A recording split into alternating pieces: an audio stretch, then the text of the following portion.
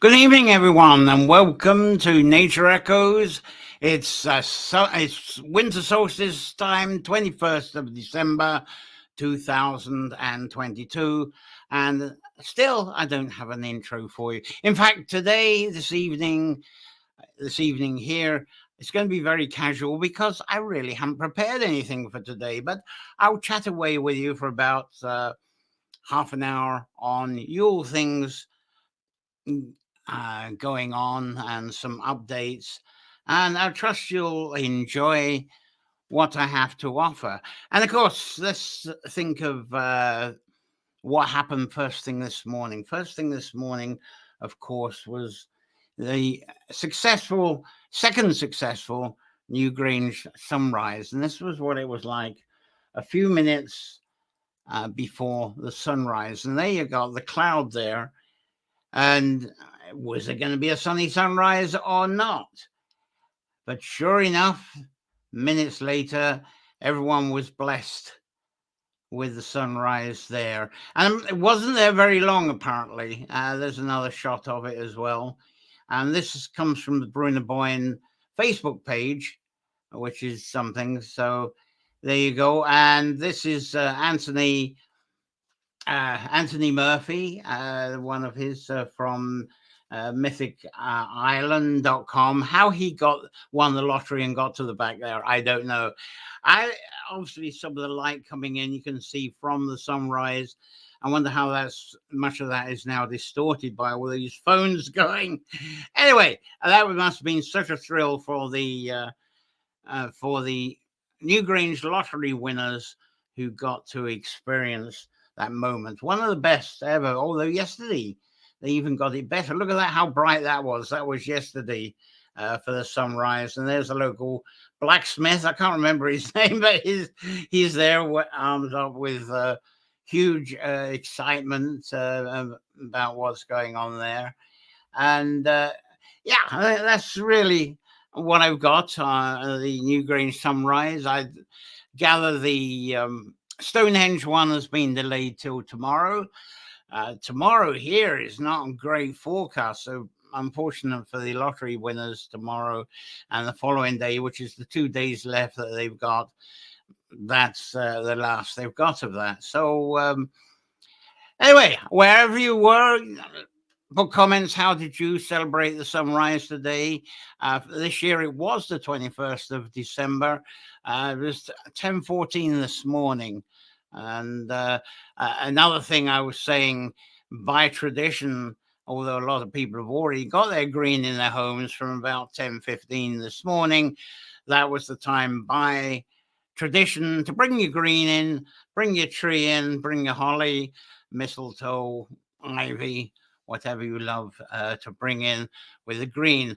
And out of German tradition, that's still a bit too early, because I gather with the German tradition, even right back to when Martin Luther saw the stars come through the trees and imagined lights on the trees and brought a fir tree into his house. I forget the year that was, 15 something, late 16th century. Everybody in Germany, it's been Christmas Eve for bringing in the Christmas trees. Anyway, let's see who we got. We got Cliff Carr here. Good evening to you, and happy solstice. You managed to get to Anglesey for the dawn rise. Tad cloudy. That's unfortunate. And then just across the Irish Sea from where it was clear in the east of Ireland. And we have Paula Achenbach. Lovely to have you. Happy solstice to you. Thanks for being. So to give you a few updates, as I was talking about last week, we got Susan Samuel, who's aboard here. Lovely to see you, darling, says Susan. Lovely to have you aboard, darling. So fabulous. That's as I don't even know where my pictures are. I've got my pictures all over the place. I'm showing you some, but we'll get a few more going as well. Last week I was pretty extensive, saying about how Edwina Gucken has been really amazing, whipping up Leitrim to actually bring back, and in a big way, the mumming tradition for the Yule time, and there's been workshops in all the small towns all around Leitrim, Mohill, Capricorn, Shannon, Manor Hamilton, Drumshambo, Kinloch, uh, John Hare, and people have been putting their straw stuff together. I think I'll show you a few more pictures of what was going on there. And this is the sort of thing. There she is. Actually, that's in Manor Hamilton. They didn't have a workshop in Manor Hamilton, so Edwina just dumped off a load of oat straw there and said, "Come and help yourself. Watch my video of how to make the straw hats." And apparently a bunch of people did do that. But there's a lad there. I think he was in Drumshambo. And there's something quite unique. It's amazing. By tradition, the mummers tends to be troops of men. But the one thing that's happening in Leitrim is really the women and the children, especially the girls, getting very involved. So there's definitely going to be a mixed gender with this. But this lad, he's just getting his straw together. He's going to start with, well, it looks like on his right arm there, he's already got a kind of rope that he's going to be using for making his costume there. And there's 3 hats that were made by one of the workshops. And there's some tables where people are sorting out their oat straw, and they're going to be making ropes. I don't think I've got any rope making pictures, but there's hat making. 2 women. I think that was Drumshambo. Someone brought their little pet along who found a place in the hat there. And there's a gorgeous finished one with a heart on it. A lovely touch on that one as well. Is that all I've got for that? I think that's all I've got for the latest on that. But the one thing that's been going on, and this is one thing I think we need to talk about. If you've been on the social media, maybe it's something I'm exposed to. Let's see, someone else has arrived. Paul is saying that she's in Minnesota in blizzard conditions for the next 3 days. Not much chance of the sunrise there. Yeah, as I was saying, the one thing I'm kind of bringing attention to on the social media, there's been quite a bit of criticism, unfortunately. There's lots of joy all around Leitrim. The straw hat making, mummers troops are forming. They weren't actually out and about today. The idea, the plan with Edwina was, okay, let's have this ready for Yule, and let's do this between Yule and Christmas, and especially be ready for Christmas Eve, do it on Christmas Eve, which was the old Leitrim tradition. But the troops, they've got together, they've organized themselves, they've got very good turnout in each of the towns, and but they've decided they're going to do this on St. Stephen's Day, which for UK people, that's Boxing Day. I think that's Boxing Day in Canada, the day after Christmas anyway.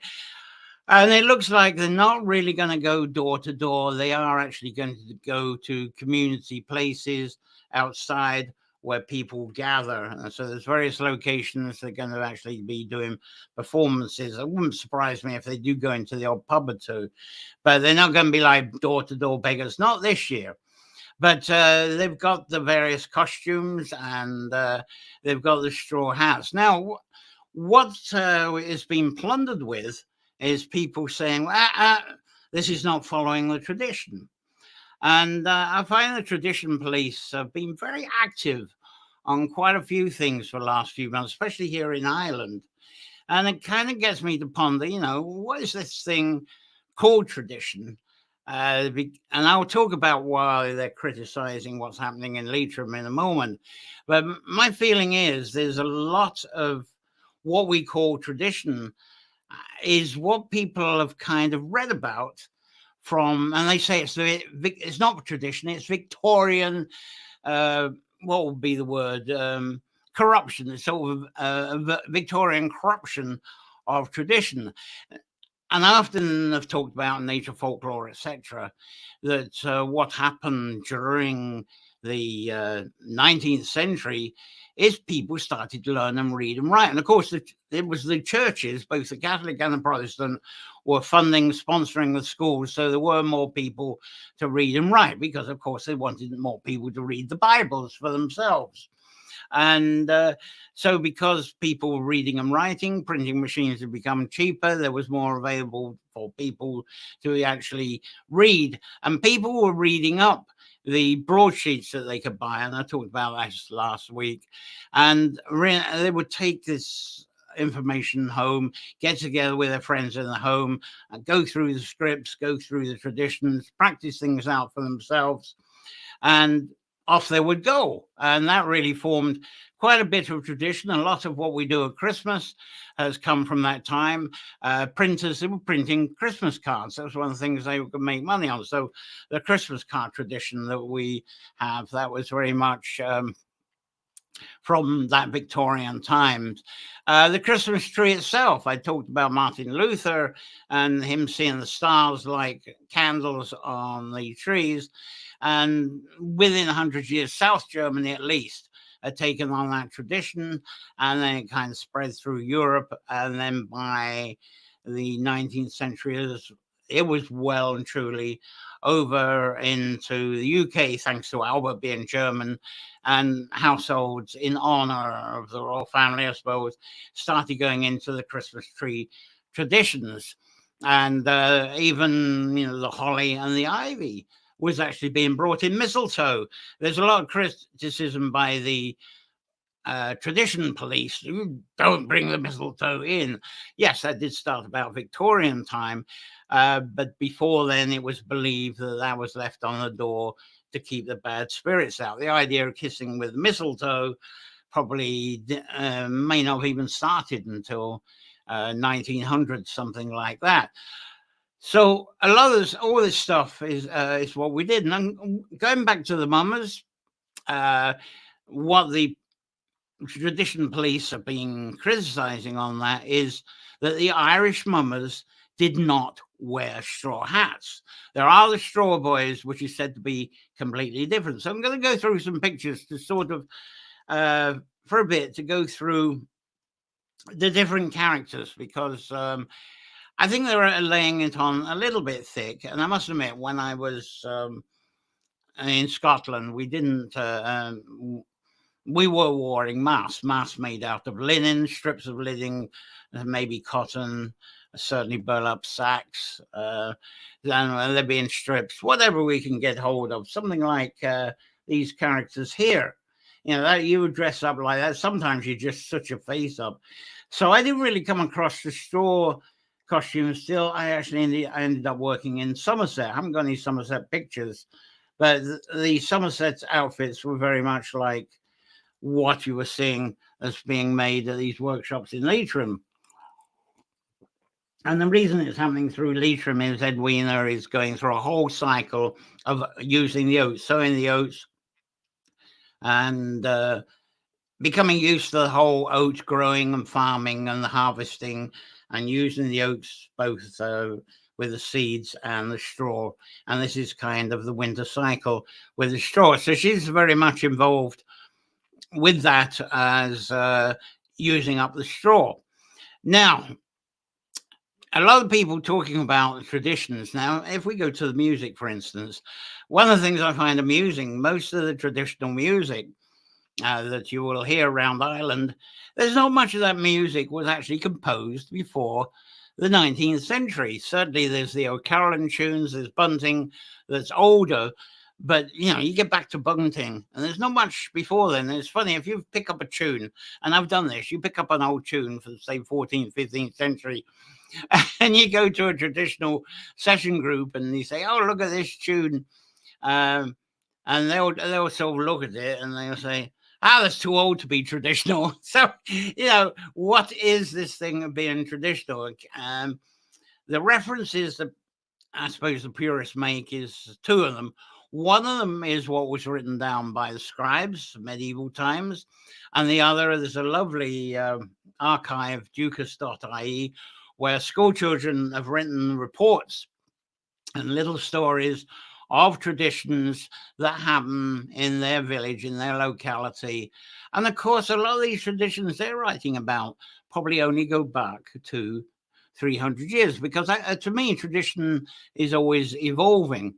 And even when you go back to the scribes, those scribes, they were very much under the rule of thumb of their chieftains and their abbots. And of course, the chieftains wanted the old mythology to actually be bent to give them, what can we say, to give them a kind of linking of hero ancestry, and to actually link up a heritage that was related to them. So they would bend the folklore as if it was belonging to their families. And the scribes were, and I suppose with the abbots, it was to establish the church. The church wasn't a new thing. You had to, in the 7th, 8th century, the 9th century particularly, the scribes then, they couldn't say, oh, this is the new doctrine, Christian religion. They picked up random bits of stories from the 4th and 5th century to make out that that was the origins of this new Christian faith. So everything had to be done in favor of the abbots and the chieftains. Otherwise, the scribes would not have anywhere to live. They wouldn't have anywhere to eat, because that's how they were rewarded. They didn't have to go off and do farming like everybody else. In exchange, they came in to do scribing. And of course, when they were scribing, they were kind of an elite, because they were the only ones that could read and write. So we got this change going on when there was this suddenly do-it-yourself reading and writing. So I feel this idea of tradition is kind of overemphasized by these sort of tradition police. So, look at if you look at traditional music, for instance, 1960s, I think it was, playing two popular Irish bands, late 60s, early 70s, the Chieftains, of course, they played what would be regarded as Irish traditional instruments. And Planxty, though, they brought in the bouzouki, the Greek bouzouki, and put a flat back on it. And that came in, what would Irish music be without Planxty? That's, to a lot of people, that's what introduced them, and the Swedish men as well. But they had a bouzouki as well. And then in come the sitan. And this is developed, I think, probably 20 years ago. In came the saxophone. You find these Cayley bands with saxophone, and you get the full drum kit. And now you get someone like Jiggy, and Jiggy has got a tabla player who does Indian chant. So you've got this. To me, tradition is always evolving. So the corruption or the eruption with the Leitrim, there's only one person that wears a straw mask, and it's this character. And because he's a character that's in the Mummers in Leitrim. And this is Jack Straw. And the role of Jack Straw, he's actually one of the musicians. Do I have a musician's picture?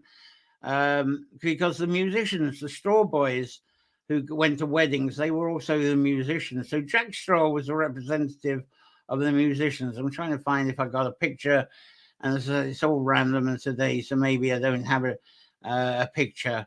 Anyway, Jack Straw, he would have his role. Not only was he kind of the chosen musician to be part of the circle, he was a person to keep Beelzebub in order. And then you got Beelzebub, who this is just a model that's at the Aughacilly Visitor Centre. And there he is. He has his frying pan and club, and he doesn't have a straw hat, even with the Fermanagh Mummers. He does his face up in makeup. And there he is. And to me, it reminds me of Dagda. Dagda, of course, has his cauldron of plenty. Beelzebub has got his frying pan, but he's still got his club. But maybe the straw boy here, he's got a drum here, but if he's a musician, maybe he'd be the harp. So he makes sure that he comes in first into the ring. That's the Mummers perform, and I'll talk about the ring in a moment. And so Beelzebub doesn't get out of, he's the sort of devilish character. Today you might get Beelzebub looking like this. That's a UK one. And here's some old imagery from Beelzebub, and the blackened face as well. Yeah, that was popular, I think, in the 19th century. And in England, people do perform the mummers' plays. More than one character has a blackened face.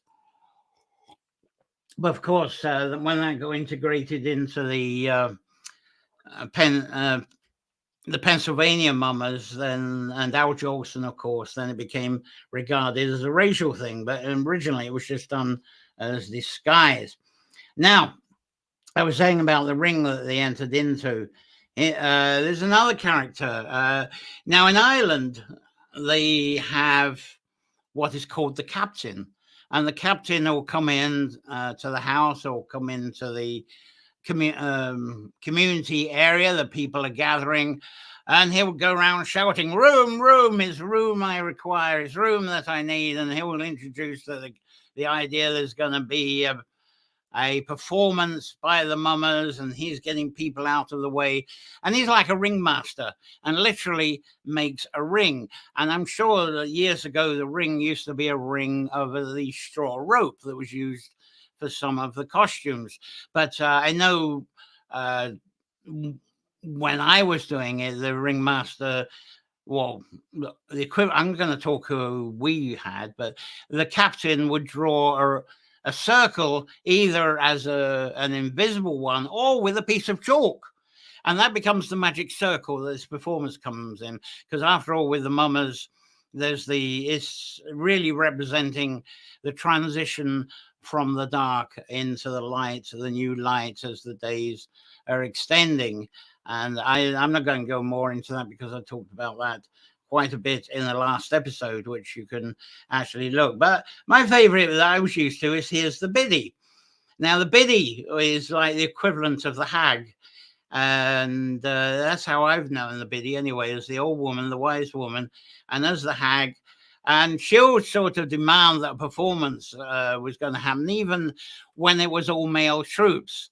You'd get the female biddy, although because it was a closed shop to men, and often in the older tradition, it was actually a man dressed up as a woman.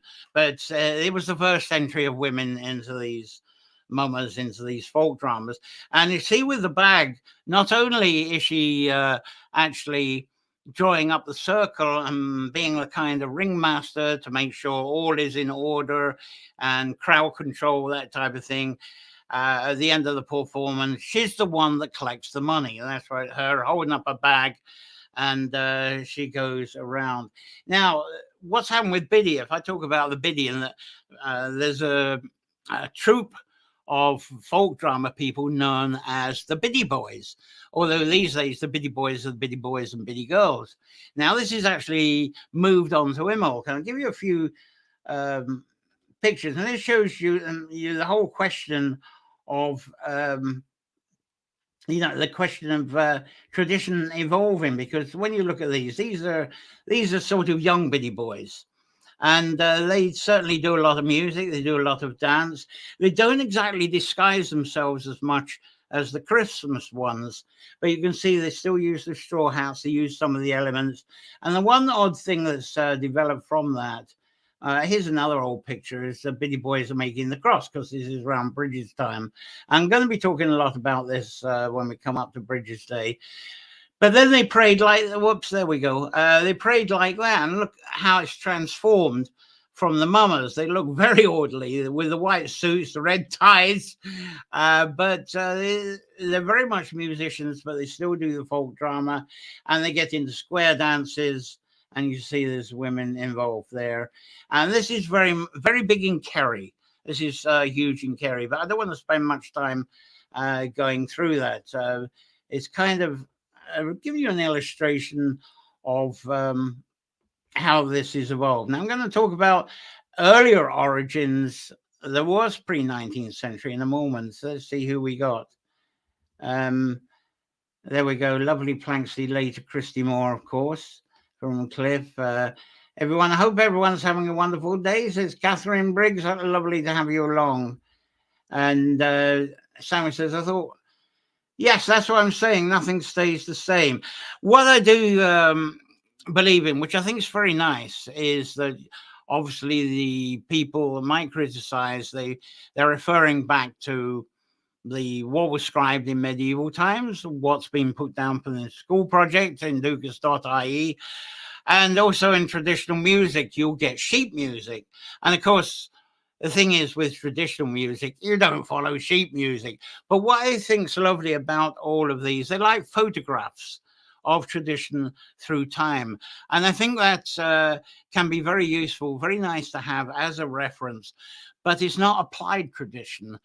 But one of the things that I suppose I get frustrated with is at Halloween, how I was so used to the geysers, which is very much like what the Irish mummers and UK mummers do around Christmas. The geysers were dressed up just like what I was showing, and they would do the performance. They would do a little play. They would have to do a performance. Otherwise, they don't get their fruit and their chocolate and their treats unless they do a performance. But now, of course, there's none of that. It's trick or treat. Just knock on the door, put the bag in front of their sacks. Everybody has their own sack. Fill it up. And they bought their costumes from the supermarket or whatever. So a lot of those people doing trick or treat, especially in the USA, they've absolutely got no reference to snapshots of the tradition in the past. And I so wish they had, because I think they find it a lot more fun to integrate that. Because one of the things, of course, if I can go back on these pictures, that is missed out. You look at this, communities coming together, having real fun putting this stuff together. Imagine that. This is the people doing trick or treat. They're missing out on all of this, which is from the snapshot, I think, of the past. So I think it's nice to have that reminder, because when a tradition gets very disconnected, I think it's nice to have that, to think, yeah, let's try that and integrate that into what we're doing. And I think Leitrim's going to be doing that over the years, as there's now this enthusiasm. But I must admit, I did have a bit of a cringe, because amongst the people in Leitrim that have turned up to these workshops, a few people from the USA that live here now. They live in Leitrim, they're getting involved. So what do people from the Leitrim people from the USA, what are they referring to? Before they met up with these people with these workshops, they were familiar with the Pennsylvania mummers. So, of course, they wanted to bring a bit of the Pennsylvania mummers into the Leitrim mummers. And I think, oh, no, this is going to be fine. That's a whole different tradition. But then that's going back to what we're saying about the band Jiggy, who's got the tabla player who has the Indian chants. I think perhaps, if you want, these are people that come from another country, assimilate their tradition a bit into what you're doing, and something wonderful could happen. And I know I showed it last week. There was someone who did a similar costume to what probably people in Leitrim did a while ago, but included lace. So I think there's a bit of integration, and I had to, there's me saying evolve the tradition. And it was me kind of really scared. No, we don't want the Leitrim mummers to become like the Pennsylvania ones. But, may I think about it? I had to eat my words. You can have a little bit of that. Any more comments on that one? Because I think I'll give that a wrap on the mummers update anyway, and me ranting about tradition. But I'm looking forward to how this evolves in Leitrim. The way my attitude is, go out and do it. Edwina's been fantastic. There's been about 6 weeks notice for rounding people up, getting these workshops going. And she's very busy because she tours the world as well. She's a pretty famous dancer. And it's amazing how she's attended most of these workshops herself and found time for that. And she was even up Shemore today with a bunch of people watching the solstice sunrise. I don't know how she crumbs what she does in the day, but it's quite magnificent. And of course, more is going to be learned. And it's lovely that it's being connected. So I get people asking me, oh, you say this about the tradition, but someone is saying, oh, you can't do that because that was not the way it's done. I think certainly listen to, and you can learn a lot from the people that like the tradition police, but at the same time, don't use that as a doctrine. Use that as a reference, because they're really kind of guardians of the snapshots of the tradition, much more than being proactive in doing them. I think it is. So I think that's it on that. Now, what else? There's other things. The Yule Log. The Yule Log is the tradition, another one of this time. I won't say anything. I haven't got anything prepared for that. And if those of you who are Patreon subscribers, then you see there, the one thing I'm doing is I'm breaking up past nature folklores into little segments or smaller segments and putting them up. And there's a lot of segments for the Yule time. I mean, even the Yule Goat, which is a favorite of mine, of the goat, and which is the most ancient, I think, of the celebrations of the visitation to celebrate the new light coming, much older than Santa, much older perhaps than the reindeer traditions. There's a kind of bit of a shamanic thing that goes on in reference to that. And I think there's something else I want to bring up. As I say, nothing's planned. Some photos I want to bring up, because there's this argument of the straw boys. Let's go back, give a picture of straw boys if I can find something. So there we go. They're sort of strawish. They haven't got the straw costumes on. They've just got the hats. But those are straw boys. The straw costumes, I don't have any straw costumes pictures on hand at the moment. I had loads in the last week.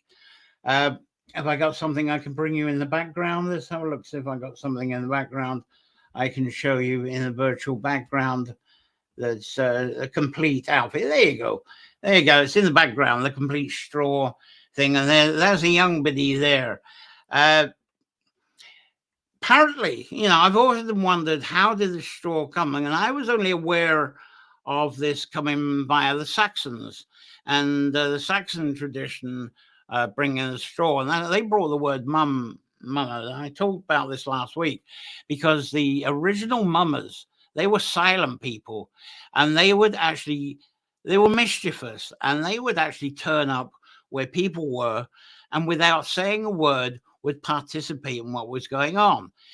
So if there was board games going on, they would sit down and join in the board games. They'd join in with a game of chess. They would call into libraries. They would call into schools and pretend that they were learning stuff. So they had this quiet intrusion, and everything with them was secret. And you might have heard the word "mum's the word," for keeping secret. That's from the same basis. But then the Italian style, I think it was really from the Italians, of celebration at this time, kind of got integrated, because the Italians were quite into their folk dramas. So the straw and the folk dramas came into it. Now, this came over with the Saxons. What happened before the Saxons? I've only found out a bit of this this year. I think I'll take this off, and because there's some pictures I want to show you. That the reason for wearing straw, apparently, was to replace bear skins. And the old tradition, and it goes even east, is because if you recall, when I talked about Crom Cruach and Crom Dove, and I went from the stories from the Balkans to the Baltic, how the cultures changed, and then the way the Slavs ended up taking the cultures for the first harvest and the celebration of harvest west. Well, under the same cultures, they did wear straw, apparently. And the reason they wear straw is they used to wear bear skins. So this is a Slavic approach to mumming. And I don't know if they're real bear skins, but it's representative of bear skins. And when they couldn't get hold of enough bears, here's another one. This is absolutely real novel. Look at that. That's very much Slavic bears, very tall Slavic bears. And they were regarded as a fertility symbol. It kind of got mixed in with the reindeer folklore, but the bears, even though they were hibernating, the bear symbol was regarded. I'm going to find out. I think it might be because if you look up in the sky, the Big Dipper, known as the Great Bear and the Little Bear, they're very much at their brightest at this time. So I think it's the bear representation is to do with the brightness and the positioning of the Great Big Bear and Little Bear in the sky. Sorry, I don't have a picture of the sky to show you that. So I think that's where the bear connection came in. So when they're going to get hold of bear skins, they put on, let's get that. So they ended up putting on straw costumes like this but one of the traditions being fertility with these bear people, and sorry I don't have any photographs of this, but apparently they did the folk drama, very similar in words, apparently. But they would look, as they were doing their performance, they would look for the oldest woman, the most senior woman that's watching them, and they would regard that person as being the wisest woman. And one of the people in the bear skins and the appointed person, or either in the straw one, would then approach this woman and would mount her. And the idea, of course, is I'm going to put the video up a bit later from last year. If you think of the stories of the Morn, the Corcune, or the Morrigan, and the Doida, the Dagda, and their mating, and also with Odin and Freya, the mating as well. So this is also representative of the mating, the grand conception, which is said to be what happens when the light and dark are equal at the solstice. So it's not pornography in any way, but it's the mounting of the wise woman, and that's part of the performance. So that apparently is here's another one. These are sort of in their bear dress. And just think, if you look at that, you hear about, you see people imitating shaman costumes from Siberia and so forth, which went west amongst the Slavs. All this is integrating, and this is where I talk about when I talk about the tradition not only evolves through time, it evolves through cultures and distance as well.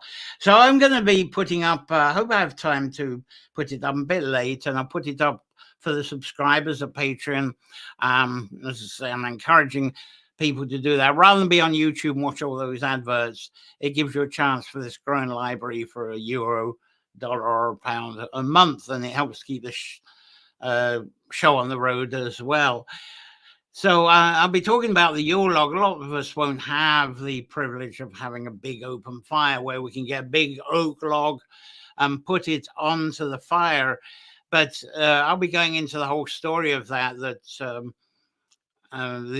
going back to the Odin and Freya. Freya is said to, her womb hearth is cold, it's dark, and it needs embers again, and it needs a good log, a big long log to come onto her hearth, a log that will burn for days up until Epiphany, and through that heat brings this whole new light. So, but none of us have got the big hearth or the big log to actually bring on board. I don't have any log pictures, but we'll have log pictures on the snippet that I'll probably have up this evening.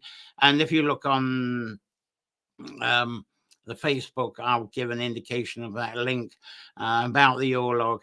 Anyway, I said it'd be about half an hour, 39 minutes. I think I've rambled on enough. I hope something was interesting. I said it was totally off the cuff. It was a few updates, and wishing you a wonderful, blessed solstice, winter solstice, wonderful Yule. Hope you're enjoying the videos, those of you who are members, the Patreon, of the different customs, traditions at this time. I'll be back to a more organized Nature Echoes soon. And because I've actually got a bit of a health situation at the moment, so it's a little bit dodgy. So unfortunately, I'm going to give it a break. I was going to be on next Wednesday, which would have been the 28th. But I'm going to give that one a miss because I don't know where I'm going to be, what the situation is going to be. But I'll be back with a real bang on the 4th of January. And of course, as we're into January, I like to talk about water again, come back to the water, and also water in association with our divinations. Of course, January is famous for us for making promises to ourselves, our resolutions, affirmations, all those kind of things we do in January. People, once this Yule and the Christmas is over, there's this sort of visions quest that we do with this planning. So I'm going to be talking a lot about that on the 4th of January, January the 4th. And of course, talking about wassailing, which is coming up, and traditions like that. And then, of course, it's sort of the lead up to the British Day and Imbolg as well. So that's me leaving you for wishing you wonderful Yule time through Christmas, through to if you celebrate the Hogmanay as well. And thank you very much for listening to this ramble about the updates of mumming tradition. And feel free to celebrate as you may and enjoy the different concepts and ideas and whatever suitable for yourself. Enjoy your tree, enjoy the mistletoe. Even some say you don't shouldn't come in. It's nothing to do with kissing. It's to do with protecting the family. That's one of the things that come up. The tree, some people say, oh, the tree doesn't go back into ancient times. There's fragments again, on the tree. The baubles, the origins of baubles were apples. Maybe not on the fir trees, but it is a reference to apples. And the coins, the chocolate coins, a reference there to the wishing coins that people bang into trees, unfortunately. So there's a lot of things with trees that people used to do before Martin Luther came along, the German Martin Luther, and proclaimed the Christmas tree. Suddenly, I think people brought in their ancient tree customs, even like we have at the Wells, where we have the rag trees, the clutie trees. People would tie things up on the trees, which were healing wishes, because you contemplate over those who are not with you, contemplate over those who perhaps are not too well, because it is winter, and you are caring for people, so there's healing wishes. So all these things used to go on the trees, along with the wishing apples, and of course, with commerce and trading, the baubles came, the lights, and the tinsel, and all these commercial things. Again, I think it's nice to actually make that connection to some of these old traditions and realize why these things are there. Thanks there. Take good care of yourself, John, says Susan. Thanks very much. Hope it's not too serious, Susan, but as I say, I'm going to take a bit of a break to make sure all is okay. Also, I want to make sure that I caught up on these little snippets I'm putting up on the Patreon of this time, so you can catch up with that. Anyway, I wish I was with you next Wednesday, but I don't think it's great to make a promise of that. So it'd be on the 4th. Lovely to be with you. Lovely to ramble away with you again, and we'll get back to making wishes and contemplations in the water, the divination in the water, divination with the hazel and willow sticks, whatever we do. That's the sort of thing we have. So thanks very much. Thanks very much for being with me this evening. Have a wonderful holiday, full of enchantments, full of love and sharing. I'll see you early January. Thanks. Bye.